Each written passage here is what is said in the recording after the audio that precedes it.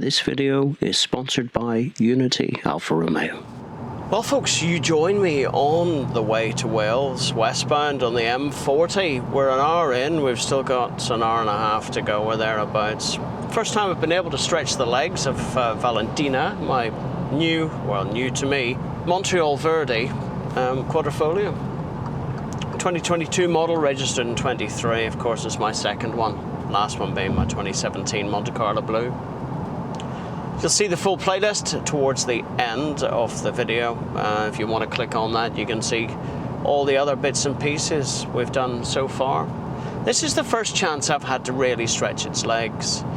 A day off where Mrs. Ed is working, the dogs have been walked, and they're at home. Gives me a couple of hours just to head out and enjoy. Now I'm cruising down, the ADAS and self-driving is engaged. Got the valves open because, hey, it's the only way to travel. Got it in advanced efficiency mode. Of course, the valve controller helping with the valves. It's not intrusive.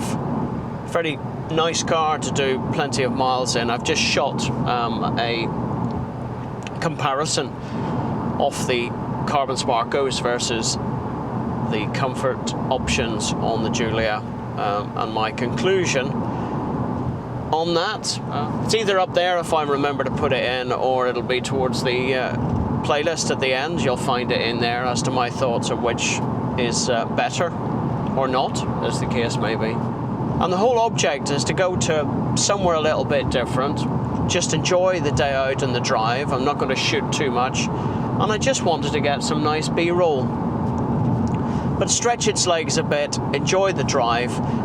And that's what life is all about for me. A little bit of a road trip, out enjoying the car, and just going somewhere and doing something for the day.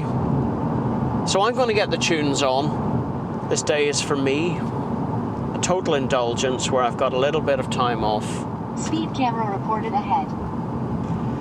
And I hope there isn't any more speed cameras on these back roads. Across the Bristol Channel we go. And then it'll be north into Wales. Entering speed enforcement zone. Ah man, wrong road. Chose the wrong road.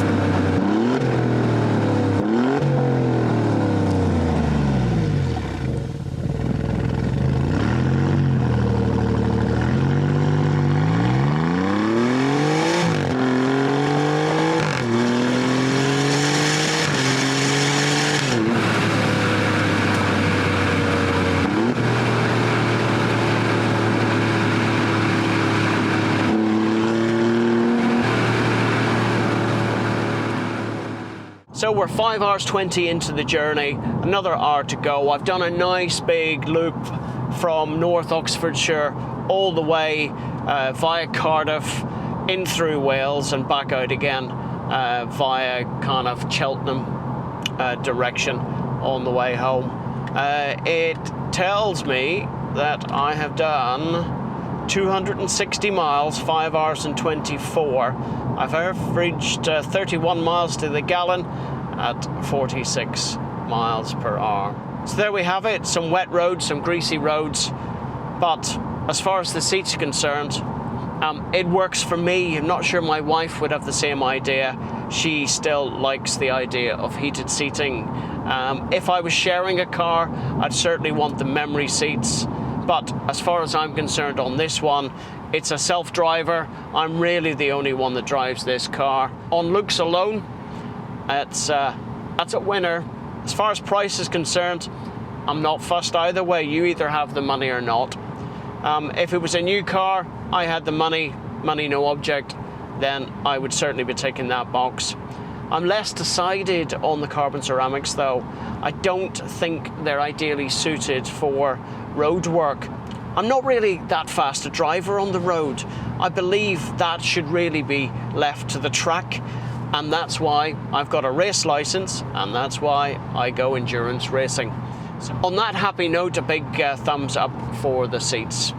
Until the next time, all the best now. Bye-bye.